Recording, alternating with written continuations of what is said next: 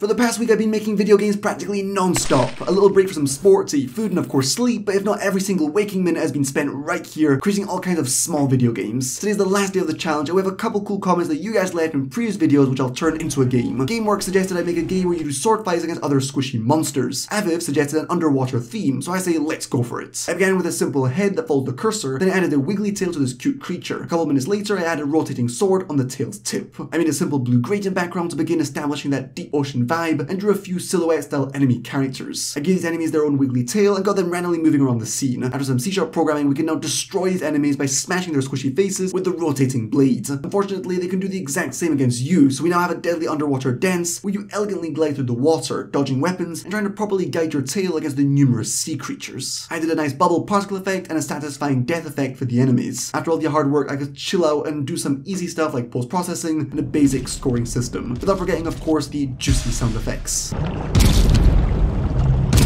I called the game Deep Down There, hardly daring to believe I had completed this one game a day for 7 days challenge. Hey guys, this is Noah here. We'll be playing through all the 7 games I have created over this past week. We start with Eaten. It's probably my worst game and it was made on the first day, so that's kind of good. It's best peak late and not peak too early, and I feel that's what happened with Eaten. With Eaten, I was really just building up that creative momentum and getting started on this journey. Let's get out of here and play the second one, which I really like. I really like the visual style. It's called the Splotch. A bit of a disturbing little experience. Grab his head and just use that as a weapon, as a giant morning star to crush these poor gooey white enemies. You'll see the little body kind of running around, getting that momentum back, playing around with juice, great sound effects, trying to make a small experience. Ideally, I find ideas that I could complete in one day and that I could even expand on later. And actually I did find 1 or 2 game ideas which I feel I might perhaps continue in the future. So the Christmas Hustle, now something a bit more in season, and that was created with Liam. It's kind of a mind-twisting game and I better concentrate here. So yeah, basically we've got this list of cards up here and we've got to match presents with any of these 4 cards. For example, here I've got a teddy bear card, that's blue and in a green wrapping. Now I've got to produce the most toys possible under 3 minutes. And where this gets even more interesting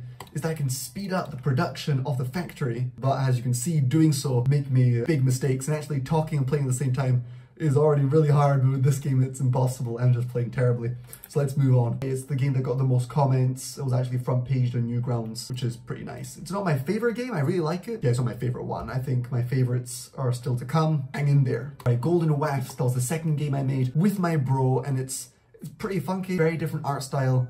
So that's the thing, with this 1 day of Game Dev Challenge, what I really wanted to do was test new things, try and get out of my comfort zone, experiments, because I knew that even if I failed, if the project was a real bore to work on or looked a mess, it was only a 1 day commitment. You're playing as a fly and you've got to get the closest possible without touching either of these 2 big fluffy creatures. You play it for 2-3 minutes, hopefully people will just enjoy that little experience, and some might even try and reach massive high scores. Alright, next up, this is perhaps the favorite game I created on the 7 days challenge, and it's called Star Hop. And basically, it's a mix of platforming. You're kind of like controlling this little character who's bouncing on a star. You can also place new stars inside the level. Doing so costs stardust, and you only have a limited amount, so to acquire more, you're going to have to place actual enemy characters inside the environment, and those are going to chase after you. And so this was actually an idea that was laying in one of my game idea books for quite some time, and that's another reason why I love this game challenge so much, is that because I could just test out lots of little ideas that I've kind of collected over the past months. Of course, you can play all these games, the links will be in the video description, and just go and tell me what you think. What's your favorite game?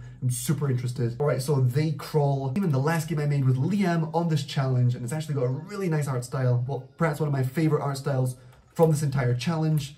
So you play this big juicy spider that's going to just eat up the bugs who are trying to reach your special golden egg. Now Liam set up a really cool mechanic where the fire beetles, and I'm gonna actually lose on purpose, you can see this, the fire beetles can set your lovely web on fire, which will spread, or not, sometimes it won't spread. Here it's spreading, which is bad news for me, so that 1 layer of defense that you had in slowing down scarabs. Alright, and finally let's play Deep Down There, which is the last game I created on this brisk Saturday, and I must say I started the day really feeling like, oh man, the motivation was a little lower this morning, but again, I just put in the work, and you know, kind of motivation came, as it often does. It really comes with that momentum by just doing it. So here we have these little sea creatures with wiggly tails, and this was actually made using a cool technique that a fellow game developer called Owen Sr. taught me, and I actually made a video on it. So if you want to learn how to make these cool wriggly tails, then just check that out. And I've got to try and survive the longest. As you see, my high score is 190, and bet you guys can do way better than me on that front. Yeah, very minimalist, simple little game, very satisfying, very juicy. But yeah, hopefully you enjoyed that. Hopefully you enjoyed this series. Alright, me and my bro are super pumped to create bigger, better video games and YouTube content. So feel free to suggest crazy game dev challenges in the comments. We might very well turn that into our next video in the following week. Thanks so much for the support. We'll see you real soon, so subscribe so you don't miss any future creative adventures. To the moon.